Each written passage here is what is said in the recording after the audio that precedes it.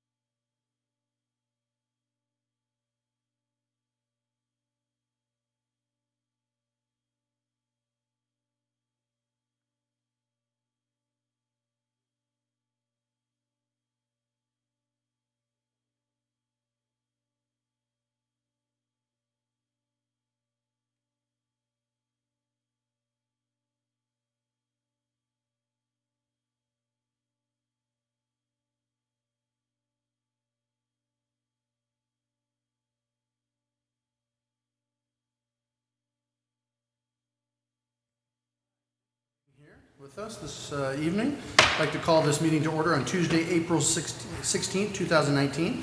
At this time, we'd like to invite Calvary Chapel, Maricopa Pastor Roger Thompson to please come forward.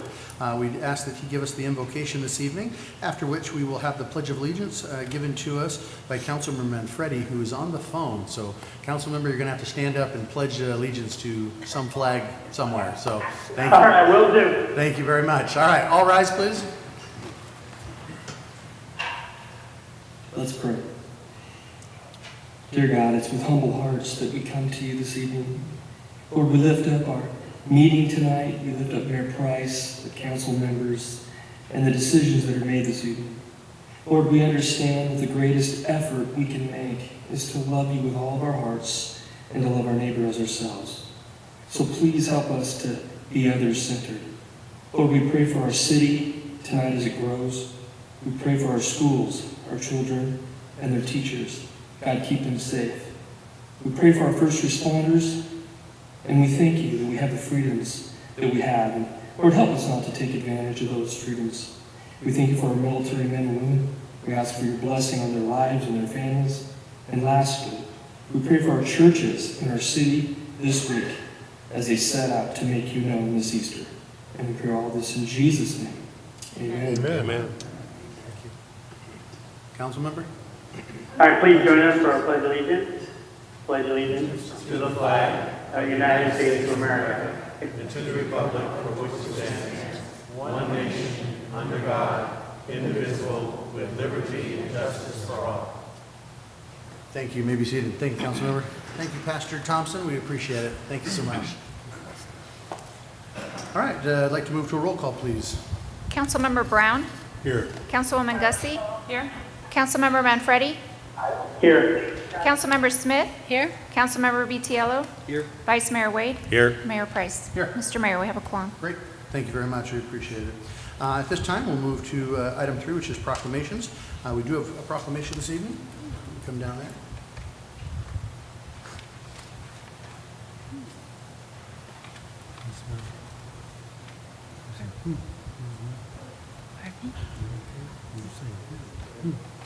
All right. Come on up here, ladies.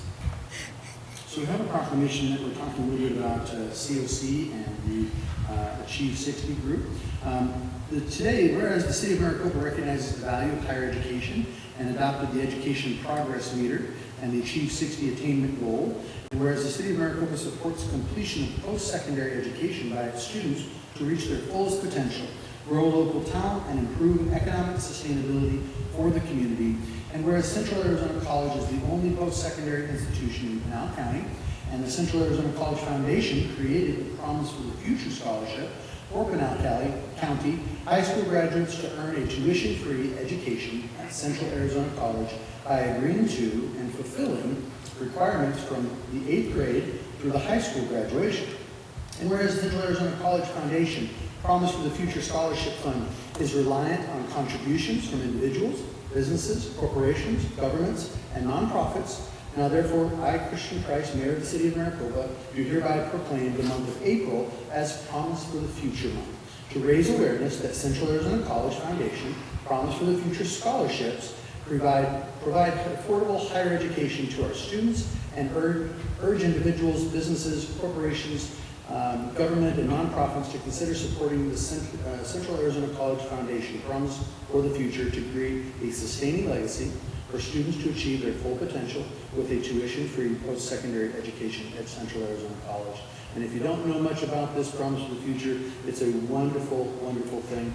Something, again, that is a topic in federal politics today as we talk about education and tuition issues. But I think this is one of the neatest things, because I think it's one of those things that takes the best of both worlds and combines them and says, we believe in our students here locally so much that through endowments and businesses and individuals here within the area, we're able to give to our future, and these guys are doing a wonderful job of it. So again, to CAC and to this Promise for the Future month, we are very, very excited, and congratulations.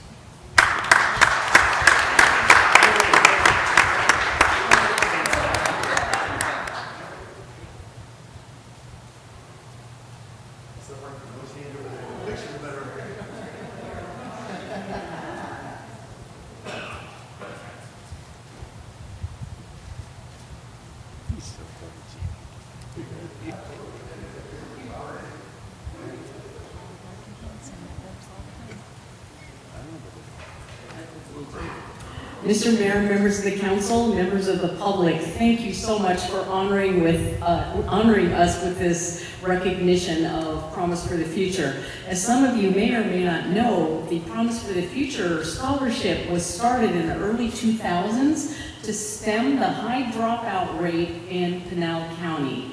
Not that we can draw a straight line, but I think we're getting there. But as you all adopted the Achieve 60 goal and the education progress meter steps that we need to attain that Achieve 60 post-secondary education, that is now the goal. That's going to be a stretch goal to try and fill the pipeline with the people we need for jobs of the future. And with Promise of the Future, that really helps certainly a percentage of it. And since 2005, over 4,500 students have been able to take advantage of Promise for the Future. So we need to do more. So thank you so much for this recognition. I'm going to toss this over to Megan Purvis, who is your campus director here at the Maricopa campus, and she can tell you the boots on the ground impact of students coming to Central Arizona College. Megan? Thanks, Evelyn. So I work at the campus here in town, and I have the privilege and joy of meeting all of the students that come to our campus. And since the campus has been open, the 3-building campus in 2013, I've seen a lot of students come in, start with Promise, and they've transitioned fully out now with associate degree programs. And not all of the students, but many of them are people that maybe wouldn't have any other financial means to attain an associate degree. And there are also a lot of first-generation students that are coming from households that parents that haven't gone through college themselves. And so Promise provides just the information component that it's an option for them here, and relieves the financial burden that a lot of students face nowadays. So I wanted to thank Mayor Price and the City of Maricopa for all of the support, council members and just citizens, everybody. It's such a wonderful community to be a part of, and just wanted to say thank you very much for all of your support. So we actually have a campaign going on. It's going to be a multi-year. It's called 25 Changes Lives. If the estimate is that if half the households in in Pinal County contributed $25, we would be able to raise $1.5 million to our legacy fund. So I'm going to leave this with Mayor and Council and others, and I'll give it to our city manager as well. So thank you once again. Thank you, Mayor, Council, for this recognition.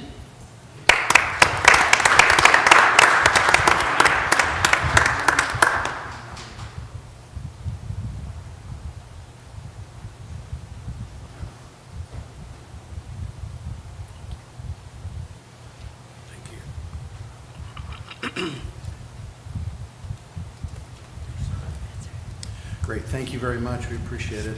That'll take us to the report from the mayor at this time. Turn it over to council. Council have things you wanted to talk about and or anything on the consent agenda, which we'll probably start getting to in a different format. But Vice Mayor and then to Councilmember Smith. Thank you, Mr. Mayor. I had an opportunity to do quite a few things over the last couple of weeks since our last meeting. I had an opportunity to attend the Ak-Chin Grand Remodel and 25th anniversary on the 4th. It was really nice. Had food and beverages and a lot of fellowship. Got a chance to meet some of the contractors that were participating, and he even had a fireworks show, which was kind of neat. On that Friday, I was able to attend the ribbon cutting ceremony for Chris Cahill's family insurance, and Chris had a nice little layout as well, tacos and beverages there, and it was nice to see him move to another location.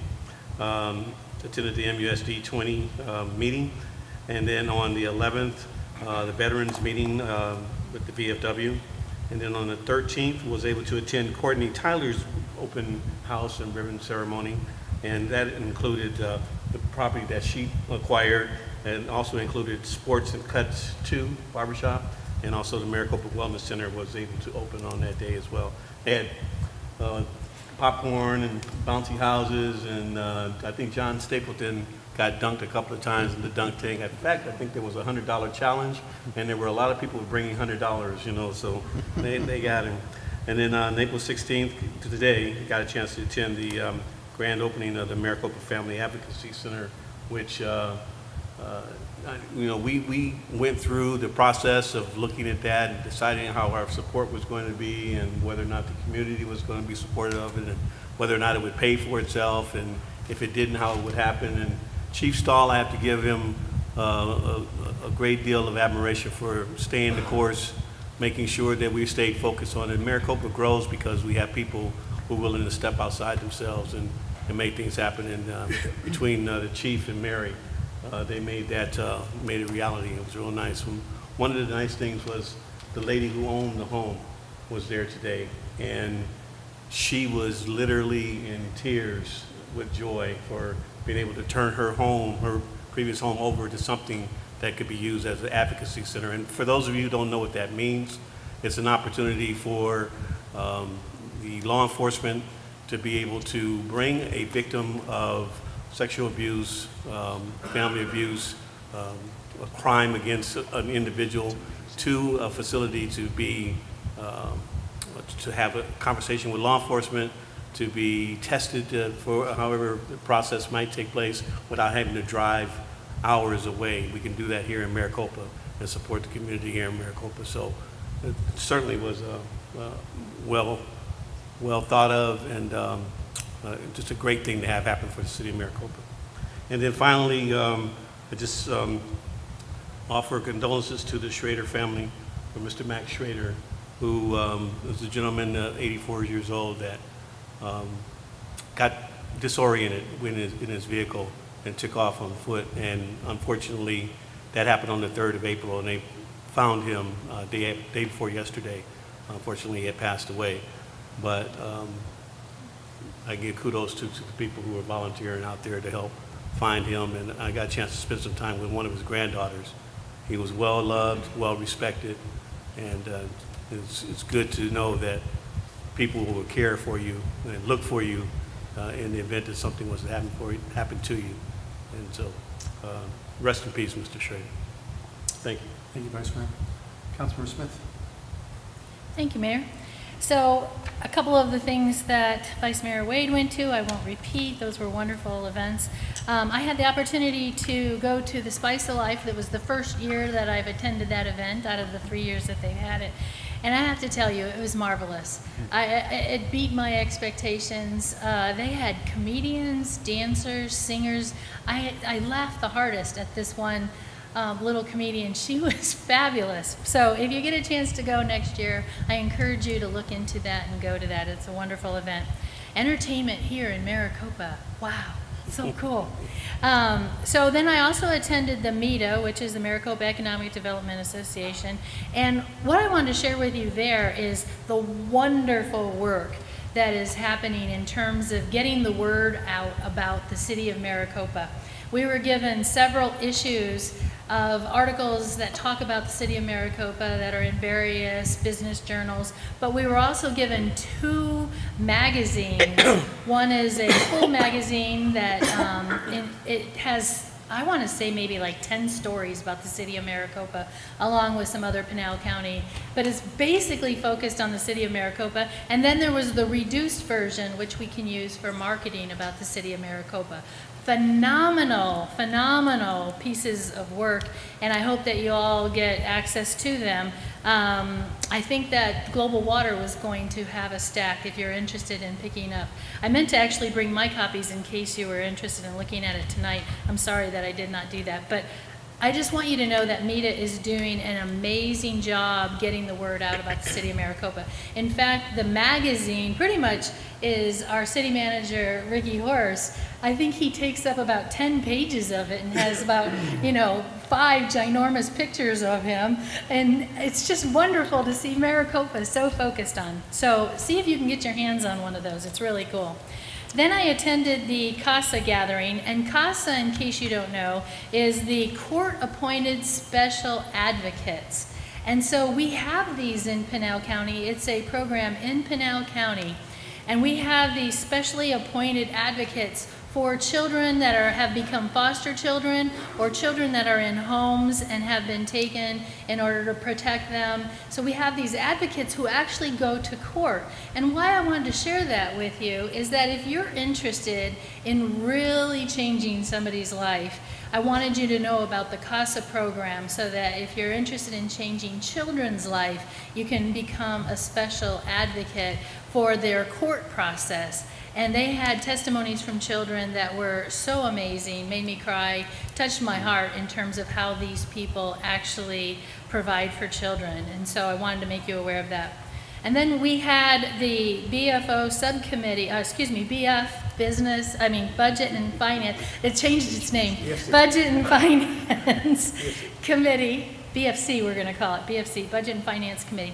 And I want to applaud, this is in the beginning stages of our budget process for 2019 and 20, but I want to applaud what I've already seen. Amazing work in terms of ways to save the city money, great ideas. You're going to be excited when you see this budget and the great opportunities that are coming for the city of Maricopa. So that was really an exciting adventure for me. Previously, we've spent a day or a day and a half on this effort, but the city under City Manager Ricky Horst put this together so well that it was so easy to understand, and it's going to be easy for you to understand as well. Amazing. And then, if you haven't noticed, there's a new art reception out in the hallway. It's an art gallery. I helped the art committee put that together. My favorite art gallery of all that they've had so far. It's colorful, it's brilliant, it's uplifting. It's called Maricopa in Bloom, so check it out, because these artists work hard to create these pieces, and they are fabulous, fabulous. And some of them are for sale. So that was my month, Mayor, or my 2 weeks. Thank you. Thank you very much, Councilmember. Councilmember Brown? Yeah, Mr. Mayor, I'd like to, I'm not going to repeat everything that the Vice Mayor said, because I too attended those events. I was especially impressed with the Advocacy Center. Chief Stoll and Mary did a fantastic job pulling it together, as well as other staff members, but the expression on the face of the attendees this morning was very touching, and the old lady, I shouldn't call her old lady, but the lady Former resident. who owned the property, it was very touching to see her engaged so much in that. I really would take the opportunity to thank my colleagues who supported the production of Spice of Life. My wife promotes Spice of Life here in Maricopa, and thank you, Councilmember Smith, for praising that show. It is a fantastic show. Those of you who did not attend, you missed a wonderful opportunity. And I also like to thank my colleagues who supported Spice of Life. It's wonderful. I'd also like to thank Councilmember Smith for mentioning the wonderful job that meeting does. As a 10-year member of the board, I appreciate that. Thank you very much. Thank you, Councilmember. Yes, Councilmember Vidila. Thank you, Mayor. Hello, Maricopa. How are we doing tonight? Sweet. So, as everybody's been busy, and that's great. That means we're all out there working for you guys. But I got the opportunity to meet with Senator McSally's aide. Now, she came in. She was here for 2 hours, and we had about 15 to 17 people come in and they had, half hour, 30 minutes, talk to them, whatever it was. And they listened. They sat there and listened, and she went back to report. And she's going to make this a quarterly thing she's going to try. And that's pretty important that you get the senator's aide. Maybe she'll show up too. But again, she sat and listened. So it was really important, and I want everybody to know that it's a great time. If you see it, please come and speak with them. Again, the auction everything was great. Again, I attended several of the other things to some of the council members. I won't mention it. But I want to thank the city, Nathan, Matt, and everybody part of their staff for the color run. It was awesome. I appreciate it. It was a great thing. I was there. I got to attend it. And thank you very much for a great event again. Also, fire department. thank you for a great car show. It was awesome to go out there and see, I don't know, there was 60 cars, 70 cars, whatever the number was. It was amazing. And thank you for taking the time to do that. And we also had a lot of PD there supporting, so both of our public safeties work well together. So, and then the Advocate Center, as everybody said, was amazing. And I just hope we never have to use it. So, thank you very much, Maricopa. Have a great day. Thank you, Councilman. Anyone else? Like to go? Okay. At this time, I'll just give you a couple brief rundowns here. Obviously, you attended half the things these guys did, so been busy. And then also had the opportunity to travel to Flagstaff for ADOT meetings, and this is the monthly ADOT meeting that transpires as we move forward. We're trying to push forward our objectives, whether it's 347 or other alternative routes and all the things that go along with that. So we spent time networking with those folks, the State Transportation Board, who's crucial to making sure that the funding gets appropriated to the things that we need to see done and change for our community to thrive and survive. It's not an easy task when you're looking at different jurisdictions. As you know, the city of Maricopa has no jurisdiction outside of the city limits, and so 347, as it races out of town, ends up being on the Gila River Indian Community land, and as such, that's a sovereign nation. It's a road owned by ADOT, not us, and also it splits two counties, so it's in Pinal County and Maricopa County. You know, as if it wasn't hard enough to get funding for a stinking road, now we got to throw all that in there. So, you know, it's really tough to figure all that out. However, as you know, the study is transpiring right now, and so that study should be done. People always ask, why are we spending money on this study? We hate studies. Well, we all hate studies, but the reality is there sometimes those studies have a good purpose, and that purpose is that we can't know what we don't know. We don't know how much land we have on the side that is right-of-way that currently exists. We can't know where the width of the road is wide enough to use the internal side to create additional lanes if that's the result of the study that says we can do so. There are times and places where it crosses multiple bridges. What does it cost to fix those? Is the solution an overpass at Riggs Road? I think all of us would agree that'd be helpful. But then you also have things like the South Mountain 202 that's coming about that will reduce a lot of that bypass through traffic from trucks. So that should improve, but it only is buying us time. And the other side to it is you can't just fix one thing and not the other. Because what happens if we get an overpass at Riggs Road, but all it does is push all the traffic in the morning northbound to the interchange there at Queen Creek Boulevard and the I-10. That needs to be adjusted and fixed.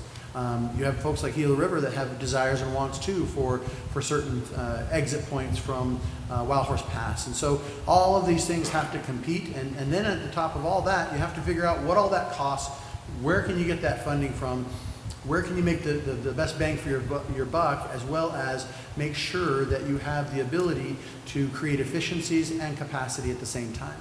And so when you look at the complexity of that, it's not simple as saying, I just want to do this, let's fund that. You have to know a lot more. Plus, you got to know what happens when you change that road. What happens to the flood control issues? You have to deal with that. You have to deal with flooding. So you have to do design and engineering. And all of these things take time, and you have to know what you're doing before you dive into it. Otherwise, we put your money, and the state puts your money at risk for something that would have to be redone or done 2 or 3 times. And that's, of course, wasteful use of taxpayer dollars. So you have to know with what you're dealing with. But that's one of the things that we work with ADOT very closely on. The study should be done here by the end of December and should have a report here in January, February of this coming year. So that will help us know and present to ADOT and the feds and the powers that be, Gila River, et cetera, that we can move forward with getting these fixes on the docket. And then I went out to support our sister city, Yuma, on Saturday. They had a taco festival, and Tacos and Tunes. If you've never been, it's worth the trip. They do it annually. We have tried and are starting to partner with them, as we have a salsa festival and they have a taco festival, and the two just seem to get married and go together, right? So why not go out and cross support one another? And so this next year we're looking to take it a step further and have the salsa winners from here go out there and showcase their wares and sell their products, as well as take the winners of the taco festivals and bring them here to our salsa festival this coming year and let them sell their products. And trust me, I can tell you, there were some strange tacos and there were some amazing tacos. So I would pick the amazing ones and bring them out here, but at the end of the day, there's some great things ahead. And then finally, just wanted to give you the heads up. If you're unaware, haven't seen the email, if you are not doing anything tomorrow at around 5:30 in the afternoon, I would suggest you come back to this location. Congressman Tom O'Halloran, who is our congressional representative for this district called CD1, Congressional District Number 1, will be here in this room and will be answering questions and hosting a town hall style meeting. He very much looks forward to a dialogue and answering stuff.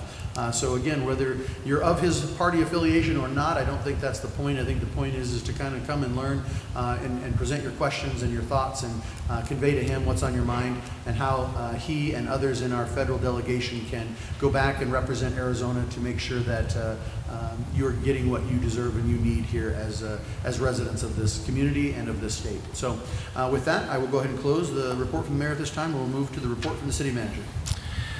Good evening, Mayor and Council. Thank you. I only have one item tonight, and that's to remind everyone that next Tuesday night, the 23rd, will be your first chance to look at the library. You're not going to see a structure, but you're going to see the programming, and that's an open house beginning at 6 going to 7:30, which means you don't have to be there at 6.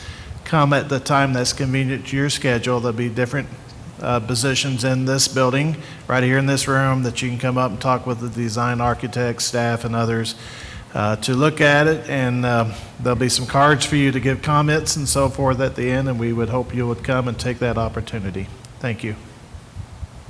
Thank you very much, City Manager Horst. We appreciate it. At this time, we'll move to the call to the public. I do have 2 speaker cards. I'll go to those first.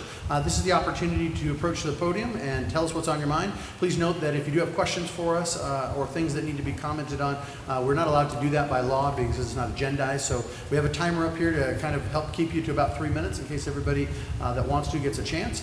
So we'll hold you to that. But I'll go to the speaker cards first, and then anyone else who wishes to approach may do so. First, I'd like to hit Mr. Barry McCain. Please come forward.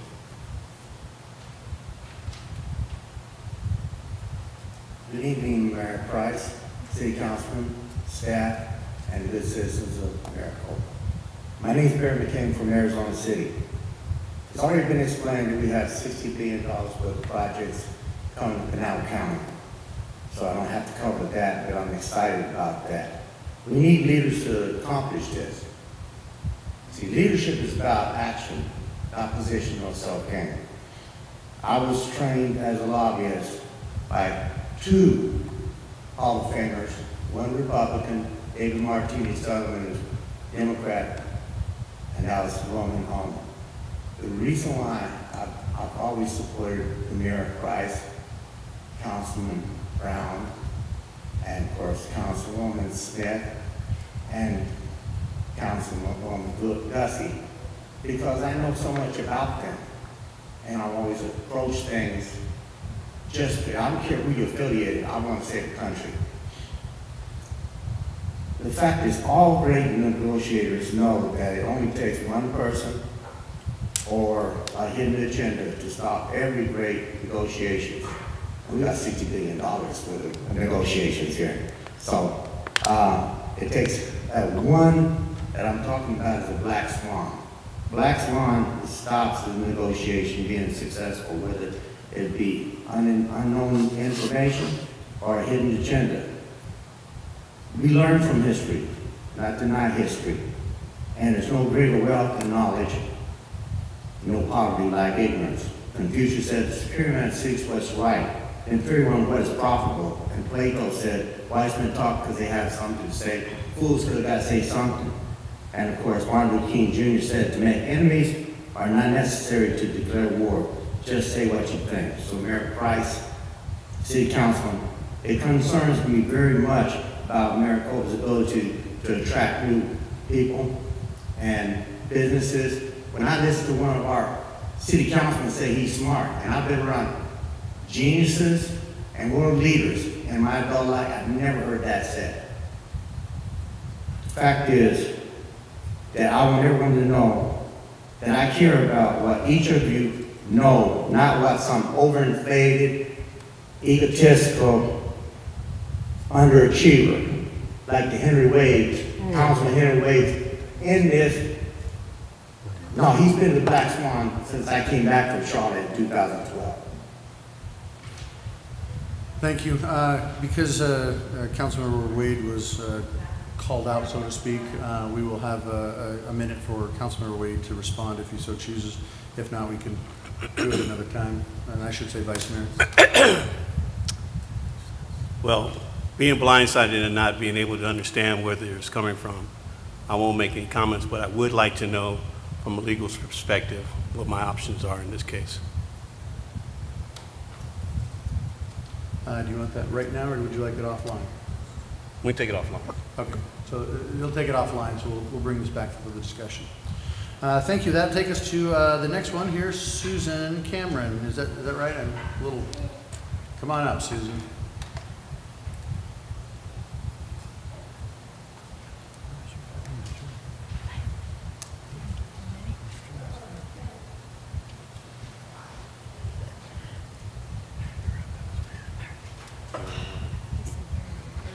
Mayor Price, Vice Mayor Wade, council members, friends and neighbors of Maricopa, I would like to present and bring up what Councilwoman Nancy Smith just spoke about, is the city's art committee new gallery, which is hanging in the hallway just that direction.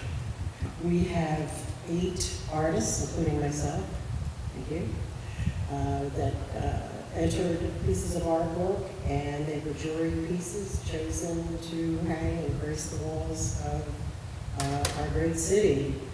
The design and flow of the works were through color, size, and expressions, floral, landscape, so on, was designed by Judith Saymont. So we have, it's called Maricopa in Bloom, by the way, and it'll be up until the end of June. And so I would be happy that people stop in, take a look down the hallway, see how beautiful the work is. Maybe we can even find some more artists that live in town and they would like to come out and be part of this wonderful group of very talented people. The work is quite beautiful. I would also like to introduce 2 of the artists that are here right now. And that would be Lily Schuett, if you could stand up, Lily. Okay, she's new to our group. She does the poured art, the beautiful pieces, and they're just beautiful. You get goosebumps. Anyway, and then we have Tiffany Yazzie back there. She's a Navajo weaver. Her work is amazing. We wrestled with her looms to get them into my home for the studio crawl, and she is so happy to talk about how she learned from her grandmother. And there's 3 young ladies sitting with her, or her children, and they'll be learning it as well. So that's the 2 ladies that are here still now. I don't see Stephen portraying, he must have left. But please, go down the hallway and enjoy the works. They're beautiful. The talent in this town is amazing, and we're going to keep growing.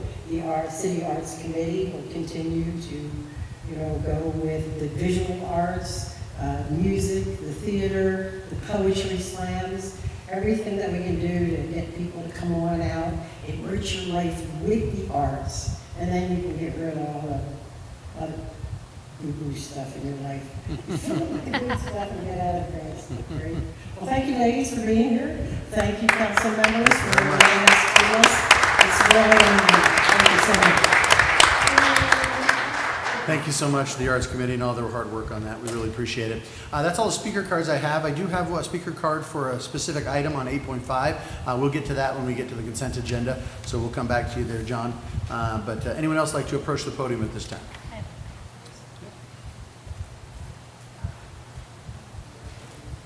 Good evening, Mayor, Vice Mayor, council members, Mr. Horst, and neighbors and friends.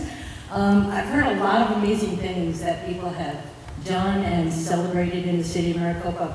I'm here tonight to talk to you about 2 things. One, very briefly, the one item that you have on your regular agenda tonight are common services. Thank you for discussing that and continuing to move our transit system forward in the city. It's going to be a game changer amongst all the other things that's going on. The other thing I wanted to celebrate was, as many of you heard, today was the opening of our Family Advocacy Center. And to me, we've heard Mayor talk about Maricopa Grit. We've talked about the tenacity and the dedication that our staff and our public safety first responders provide. This is about pretty much the activity and the tenacity and the determination and dedication of one lady, that's Mary Witkowski. And our police chief and a lot of the departments, all the businesses, all the volunteer hours that went into making that possible. It's something that Councilmember Fitzgerald mentioned. You hope you never need it, but when you need it, you hope it's there. And thanks to a lot of people and a lot of hours and a lot of blood, sweat, and tears, it's here. So thank you, Maricopa. Thank you. I meant to take a point of privilege when the mayor gave me an opportunity, because I had a couple things that I wanted to share with you.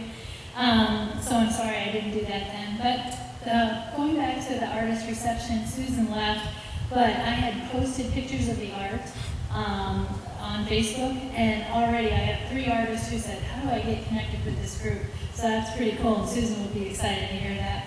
Also, there's a children's piece out there that was done during STEAM Day, and all of the children who participated in STEAM Day did what we call chromatography, which is an art form, and they made little flowers that ended up creating the big flower that you'll see out there. So take a look at that, because that was done by the children of Maricopa. What I wanted to bring up was this Friday at 11 o'clock at Copper Sky Room A, we have our 3rd senior lunch and learn, and the topic is Simple Solutions for Health, and our speaker is Cindy Price. And so I want to invite you all, even if you're not a senior, if you think you could be intrigued by simple ways for good health, come on out and visit us. Lunch is provided for $5, but you don't have to partake in lunch. You can just listen to the lecture for free. That's at Copper Sky at 11 o'clock on Friday. And then we have a free shredding event coming for the city of Maricopa. So if you have gobs and stacks of paper at home that you're like, how do I get rid of this without giving away my privacy? Bring it to the shredding event, start saving it, piling it up. We'll take 5 boxes per automobile, May 18th at Copper Sky from 10 to 2. They're bringing, this is through AARP, they're bringing 1 truck, and when it's full, it's gone. So if you really have a pile of stuff, get there at 10 o'clock. But I wanted to make sure you knew about that. Thank you. Thank you, Councilmember. Chief? Good evening, Mayor, Vice Mayor, council members. I would be remiss if I didn't recognize the unsung or the unseen first responders, our telecommunicators. This is National Telecommunicators Week this week. They are the first voice you hear when you call 911, and they respond to your every request, your every need. They answer questions. They send officers, they send help, they get you connected where you need to be connected. They answer over 7,000 phone calls per month here in the city of Maricopa alone.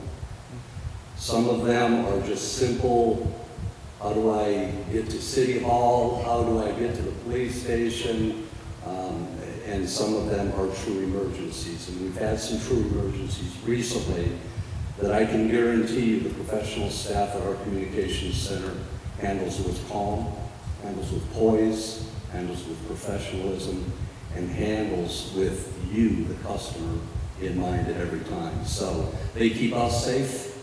I sleep well at night knowing that they are in charge of the city, answering the phone calls, keeping you safe, and keeping my police officers safe. So if you can, if you think about it, please keep them in your thoughts. They have family members.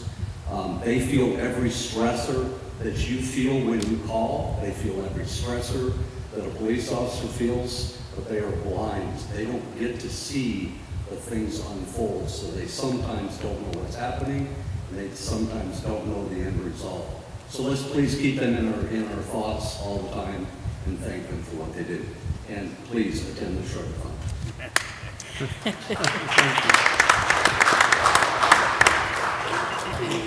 Anyone else at this time? Okay, seeing no one, we'll go ahead and close the call to the public and move on through the regular city council agenda. That takes us to the meeting minutes, which is item number 7.1 to be specific. Council, can I have a motion to approve the minutes, please? Have a motion and a second. Is there any further discussion? Seeing none, all in favor say aye. Aye. Any opposed? That motion carries. That'll take us to the consent agenda, but we do have a speaker card before we get there. This is for item 8.5. And so I'd like to invite John forward. John Malakowski, are you out there? John, come on up.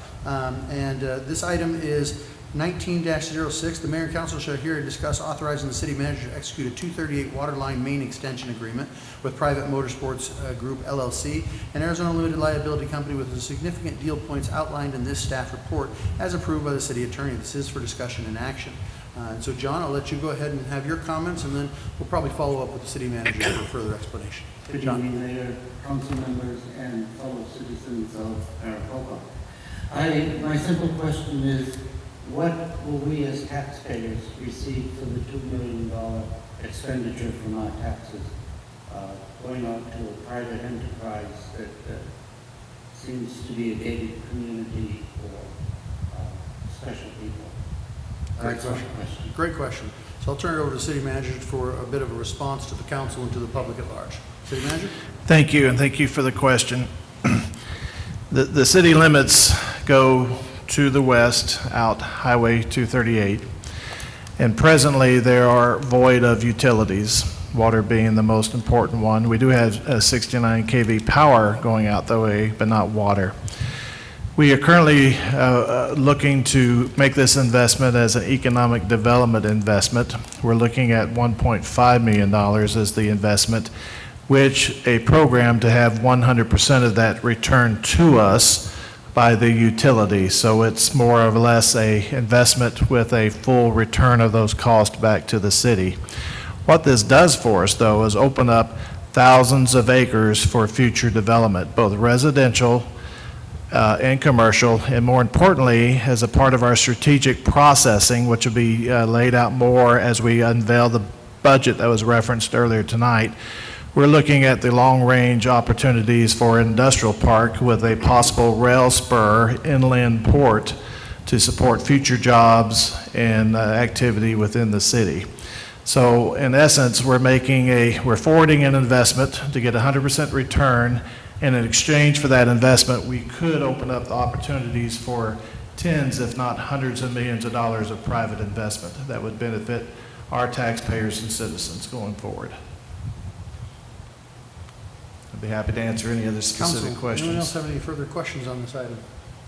I'd be happy to talk with you more after the meeting too, sir. If not, does anyone from council wish to pull this agenda item or leave it on consent? Leave it on consent. Okay. We'll leave it on I'd like to consent. leave it on consent. Thank you, council member. With that, we have reached the consent agenda. So this is items 8.1 through 8.5. Is there a motion to approve? So moved. Have a motion. Can we give you a second, Councilmember Brown? So a motion and a second. All in favor, say aye. Mayor. Aye. You Yes. didn't ask if I had any questions on any You're of the right, others. I did not, and I apologize. We're going to back that up for just a minute. And so we'll go to Councilmember Smith, and then we'll go to the vote. My apologies. Yes, it's a simple question on 8.3 in talking about the council discretionary funds policy. Read through the policy, I think it covers most everything that we talked about. The only thing that I still have a little concern about, because it's not obvious to me, so I'm thinking it's probably not going to be obvious to our constituents or our residents, is that periodically I'm invited to like a working lunch or a working coffee, working tea, and I don't feel comfortable with the person who invited me paying for that. I feel as though I need to cover that so as it's not seen as something improper, and I didn't see how that's covered under the council discretionary funds. It is included as a viable source. We can certainly add language to bring broader clarification to it, but you're 100% correct. You're probably in error to accept a gift that could be perceived by others as someone buying favor. You are about the city's business, and you should be able to compensate through your funds for those such uses. I would ask the council tonight to approve this, and we'll come back with an amendment to increase that language, and with your permission, do that at an administrative level. That would be acceptable to me, Satisfying? yes. Okay. Vice Mayor.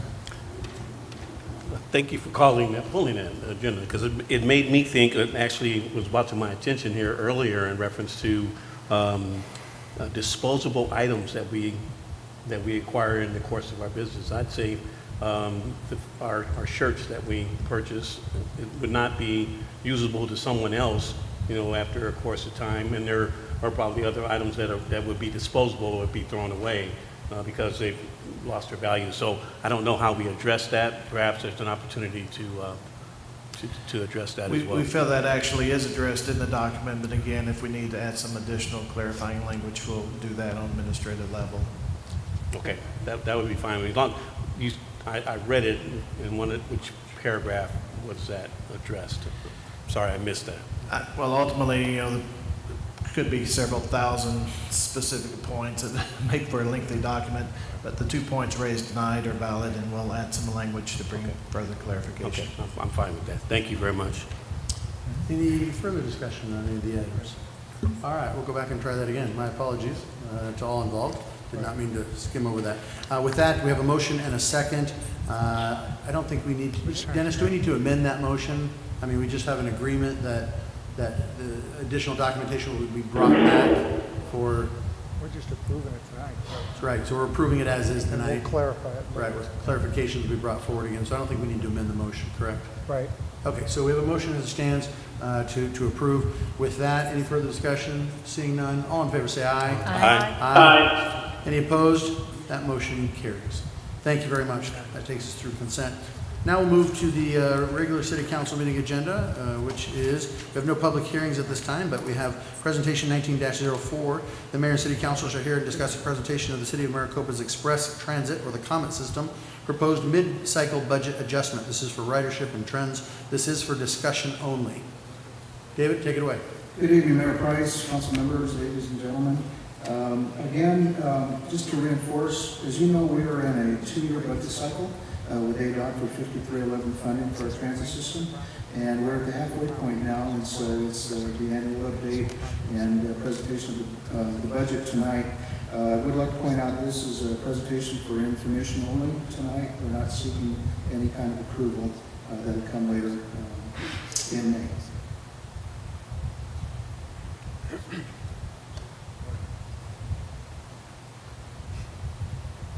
As you know, the services that we offer are the typical demand response route deviation service, otherwise known as fixed route. The demand response, by the way, is better known as dial-a-ride service, and that's one of our pending actions is to get these renamed in accordance with the recommendations from a recent study. We also operate regional demand response to Chandler on Tuesdays and to Casagrande on Thursdays. Mostly hospital trips, although we will go to a 5-mile radius anywhere around us, either Chandler Regional Hospital or Casagrande Valley Hospital. And the last service that we offer is a direct result of the regional demand response. While that bus is out of town, we operate 4 hours of service on Tuesday and Thursday to service the local population. And by the way, I've got only 10 slides tonight, so hopefully I'm not going to put anybody to sleep. This is a quick look at our ridership from 2013 to today, or at least the end of 2018. 7,069 was what we experienced in 2018. That's for all of our services offered by the Comet. 4.9% increase, but I would like to point out the change that was made by Copper Sky, and that change specifically was more stringent enforcement of the existing minimum age of 9 years old to get into the Copper Sky facility. In the past year, Copper Sky started enforcing that age requirement much more stringently. What we experienced with the Comet was on our summer shuttle program, it dropped our ridership about in half. And I'm in complete agreement. I mean, I'm sure that they made a great judgment call on that as far as their required minimum age. But going forward, we're going to have a couple of recommendations on that. And if you do add back in about 667, I think was the actual loss number of children that no longer rode it in 2018. If you added that back to the ridership number, it actually put us to about a 14.5% increase in service across the board for the same year. Does that kind of make sense? This is a ridership by mode, and I've been talking about how the route aviation service, fixed route service, would eventually surpass the demand response. When we speak of route aviation service, summer shuttle, and special events, those are all lumped under the same category because we're talking about people gathered in one place at one time to catch one bus to their destination. And so when you add all of those together, we actually experienced, let's see here, about a 14% increase again across the board. The route deviation service alone, 13.3% growth over last year. I think that's notable because we're still operating with only 5 bus shelters in place. We have a 6th one from which a landowner withdrew the permission to install that bus shelter. We're still working on getting that 6th one in, and as you'll see later in the presentation, we're looking for another 6 in the current budget this year. Let me back up. In the last 30 days, we've averaged 17 passengers per day on that route deviation service, and that stands in direct defiance of a recent article that came out on local media asserting that that bus ran empty loops around the city on many occasions. That's a complete false statement.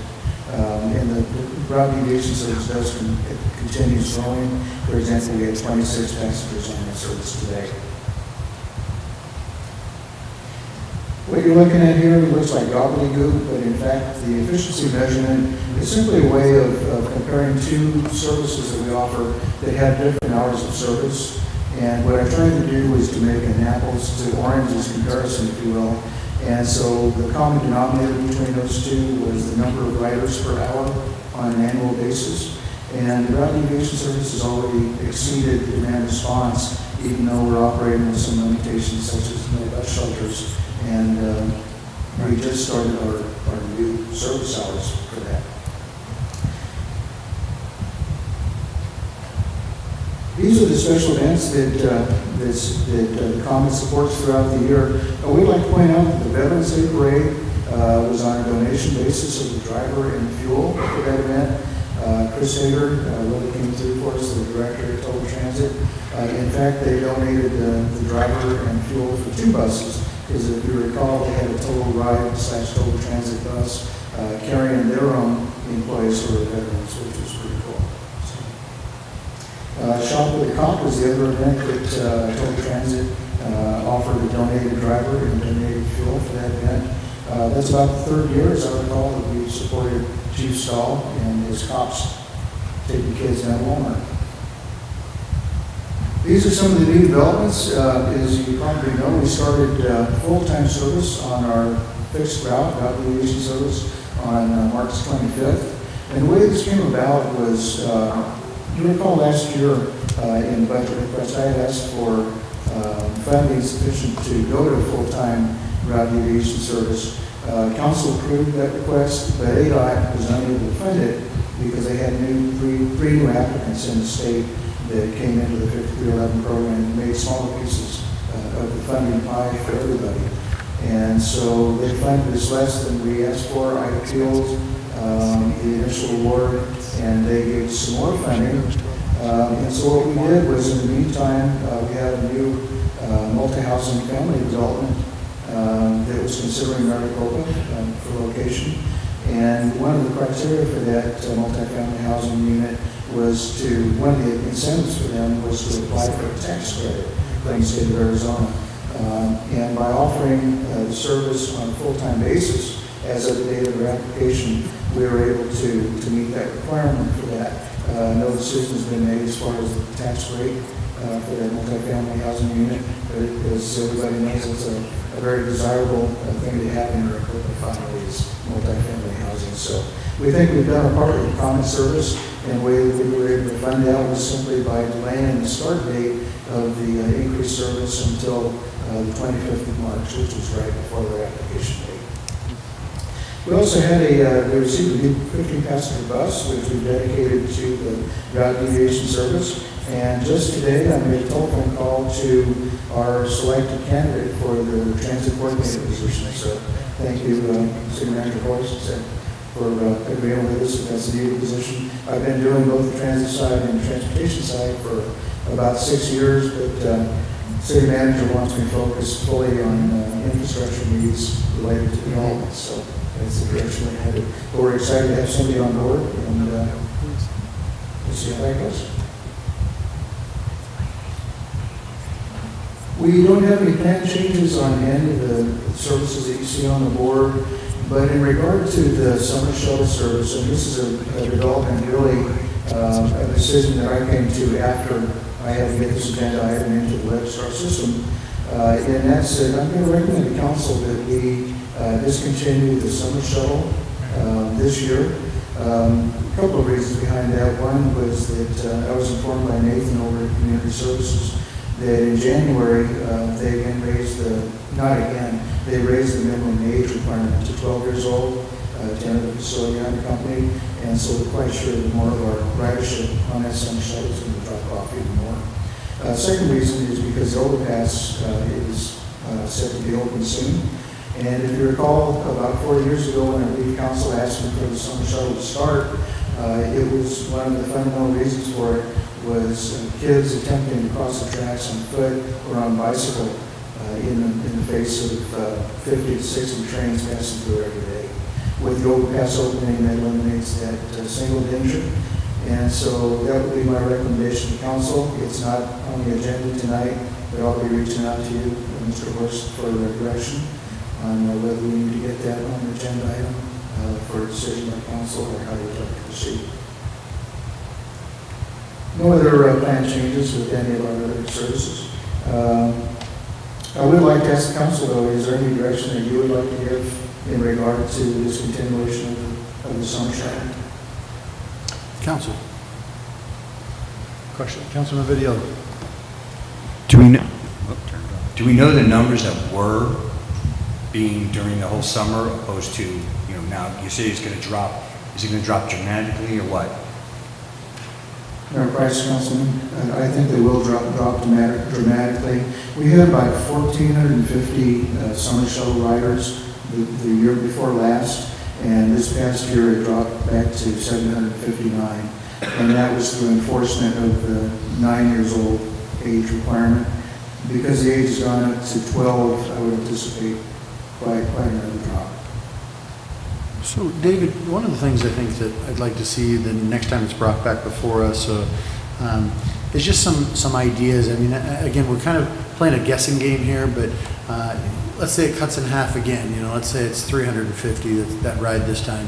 And it's still pretty important for those 350. Now, clearly, they don't want to run this, to where we're operating at such a loss that it hurts the other things we're trying to do here. But at the same time, I also know that numbers overall are important to ADOT and the 5311 funding in the first place. So, there's kind of a catch-22 here where I'm not sure that the answer is an entire elimination. Maybe it's a scale back or it runs on certain days or something along those lines. So I'd really like to see this kind of think outside the box a little bit and maybe come up with some ideas, some projections. Maybe there were heavier flow days, maybe Fridays and Saturdays it operates, but maybe not so much Monday to Thursday. I don't know. I mean, the kids are off of school, so anything is possible. But if there's a way to go back and look at the numbers, maybe that might be something that we at least take a look at before a decision is rendered. Because I think at the end of the day, we want to find that balance of providing for those folks that are using it. But at the same time, if the numbers are continuing to drop, the inevitable may be there. I'm just not sure that the cutoff is exactly the answer. But maybe we can take a look at it. City Manager. Mayor, Council, I would encourage that we not take any action because, as you recall, in the coming years, we'll have a senior center, we'll have retail, we'll have multifamily, we'll have the whole environment out there will change, and I think we ought to give that an opportunity to blossom and come forward before we make any decisions.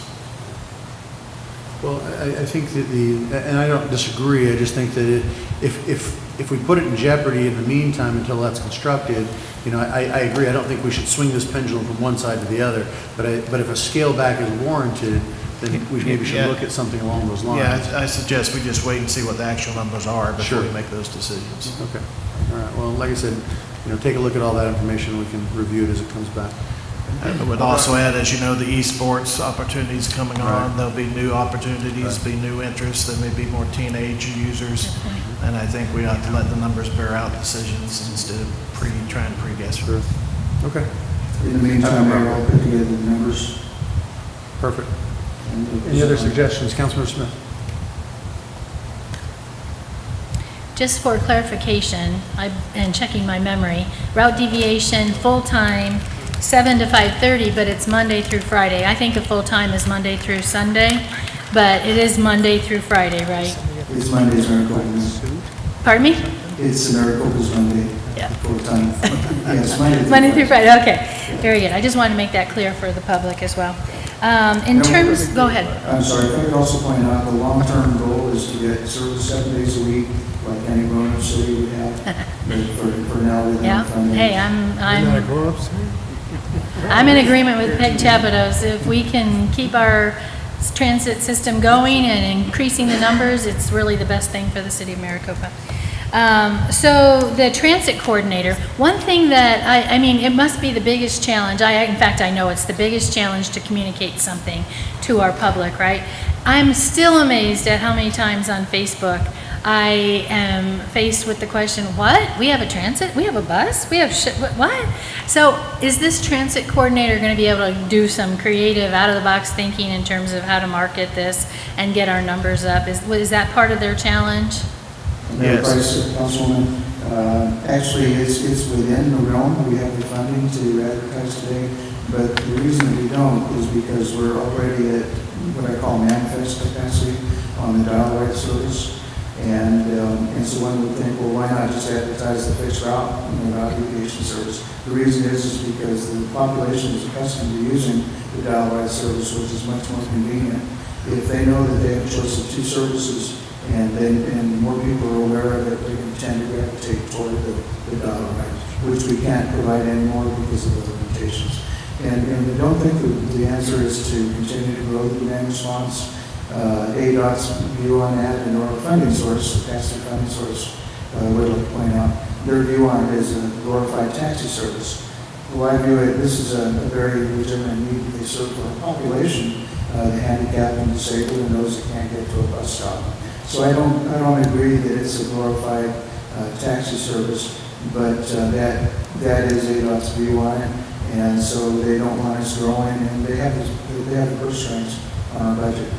Yeah, I am aware that the on-demand was pretty close to maxed out, but I was more so talking about the route deviation and how many people don't know that we have a comet circulating the city with bus stops. And so I was looking for more marketing, out-of-the-box thinking in terms of getting that word out as much as we can. Like I said, I'm shocked on Facebook how many people just don't know, even people I talk to at various events. So just a suggestion if you can find ways to be creative in getting that word out. And then the last question is the feeder shuttle that you spoke about going through the communities. Can you tell me a little bit more about that and how that actually works? Yes, that's, is that my next slide? Oh, sorry, I might have jumped ahead.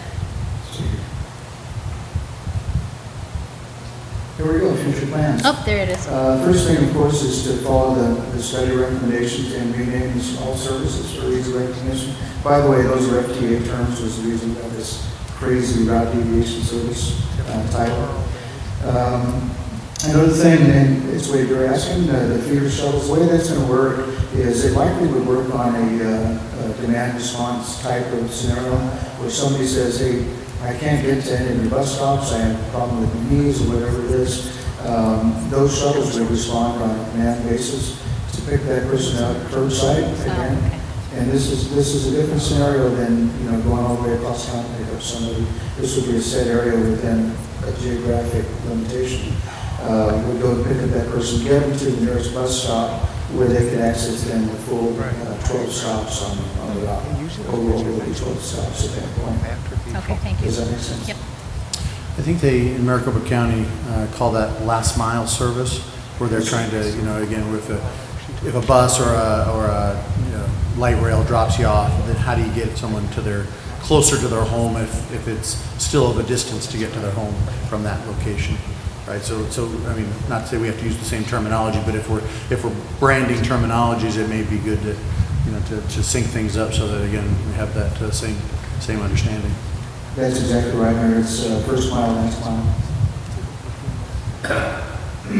We eventually do want to increase the demand response to full service because we're only operating 4 hours on Tuesday and Thursday, and simply with our growing population, which by the way, we all know is about 100 building units per month, so we're adding 3,000 to 4,000 to our population every year at this point.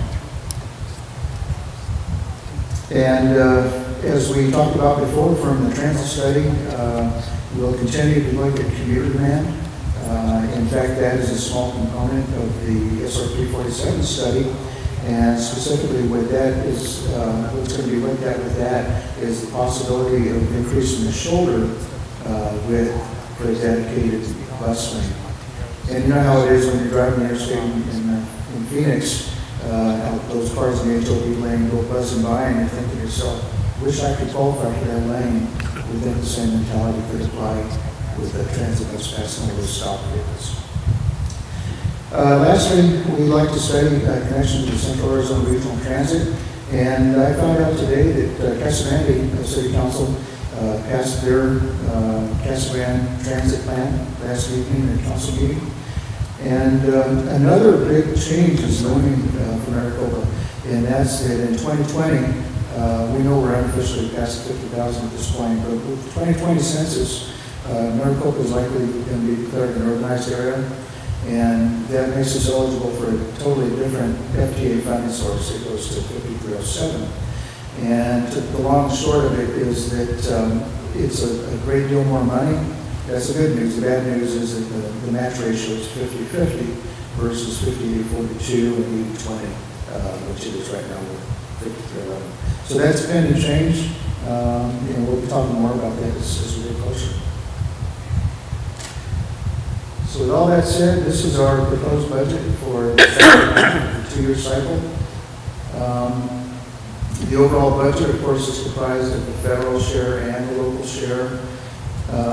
Good news, though, is that we're asking for $746 less in local share, general fund, if you will, than last year's request. The reason for that is that bus shelters came in under the cost that we had projected that they were going to. And even though we're requesting 6 more new bus shelters, that savings added up to savings in the local match.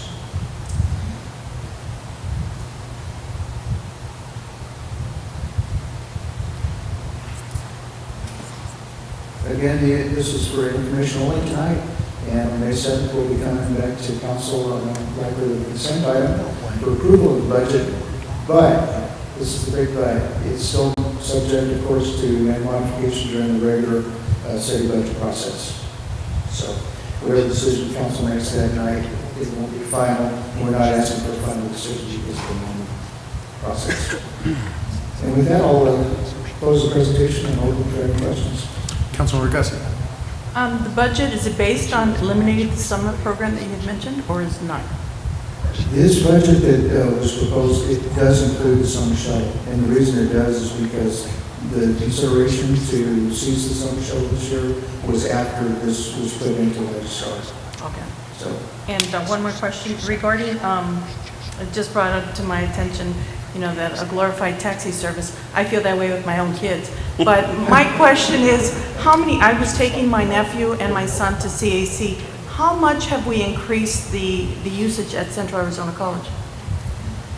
Well, we have a bus stop there, and we are picking up people. I'd have to go back and look at the actual ridership. The highest locations, actually, the library is the #1 location. Copper Sky gets a lot of use. Fry's gets a lot. Ashes gets a lot. And as is stated as the show, it's our driver list going to the entertainment center at the Ultra Star. So, but I'll check that for you, Councilman. Thank you. Do we intersect at all with Ak-Chen's service? I mean, do we cross at all? Do we run the same routes? I mean, clearly it's a sovereign nation and they do what they want, but always looking for savings or coordination or some help along the way. Is there something that we intersect with that in their own particular system? No, sir, except to the extent that we do have a bus stop in between the casino and Ultra Star, and people do travel frequently to that stop location on the way to the casino and to get back on coming back. Specifically, we do not have coordinated schedules today, but I've talked with who used to be the transit manager at Ak-Chen, is now a tribal council member, a member of tribal council, and he was in agreement that we could tie the two systems together And they agreed to go ahead and put our schedule inside of their bus shelter. Yeah, I think that'd be worth reaching out to again. I need to sit down with him and have lunch, but, I think it's always worth opening the discussions and seeing what comes of it. So, Vice Mayor. Hey, David, thank you very much for your presentation. I just had an esoteric kind of question. Who is responsible for maintaining the bus stops, the trash cans, and those things that are on site? Mayor, Councilman, the users have been maintaining those. Central Arizona College is great about maintaining theirs. Fry's maybe not so good because they get a lot of people that sit down and smoke cigarettes and then, throw cigarette butts wherever. So it just depends on the location, but generally we expect, because we funded the bus shelters, we ask that the owners of the property maintain those. And I do drive around occasionally just to see if they're not sprayed with graffiti and worse. So we expect the users to do it, but we don't necessarily have an agreement, a formal agreement with them that they should maintain it. That's correct, yeah. And the reason why is because I'm trying to do transportation and transit. So it's a great thing that we got the transit coordinator on board because they can pursue exactly those kinds of things. All right. Thank you very much. Appreciate it. Yes, sir. Councilman Brown. David, have you identified the locations for the new shelters? The straight answer is no, Councilman. Thank you. It depends on ridership and how those stops tend to develop. Beyond that, it's a matter of trying to get the permission of the landowner to set up those bus shelters. I have a couple of ideas in mind. One, of course, is going to be the multifamily housing unit, because the population statistically that lives in multifamily housing has a high propensity to use transit. So that would be probably the best criteria, is where, it's common sense, I suppose. Where's the location that's going to get the most ridership? Thank you. That's not a very clear answer. No, it's straight. I mean, I want you to be very candid with us. Any other questions this time? Councilwoman Gussie. Do we have any identified locations in the Heritage District? In any of the Heritage District? Mayor and Councilwoman, no, we do not. Not this time. Thank you. Anything else this time? Councilman Manfredi, anything?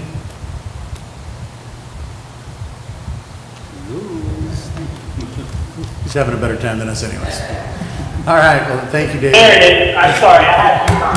Sorry, I apologize. No, I don't have anything to add at this time. You know how I feel about it, and you know how I feel about the whole taxi service that it's become. And I believe that with the economy we have today, with the ability for us to use Uber, Lyft, and every other medical transport and all that, it's different. But no, I don't have anything to add today, but we'll talk about it again when he brings it for our budget. Thank you very much, Councilmember. All right, if I see nothing else on this, thank you, David. That completes our city council meeting agenda for this evening. And so with that, we'd like to adjourn at this time. We don't have any other meetings for you, council, so you're able to leave. So with that, can I have a motion to approve or close our meeting? So moved. Thank you. So moved. Thank you. That's first and second. All in favor, say aye. Aye. Any opposed? Aye. Motion carries. Stand adjourned. Thank you, everybody. Can't get the words out of my mouth today. They don't want to come out. Pen? Pencil? What's that? Yeah. I have no idea. I have no idea what that guy is doing. Jim!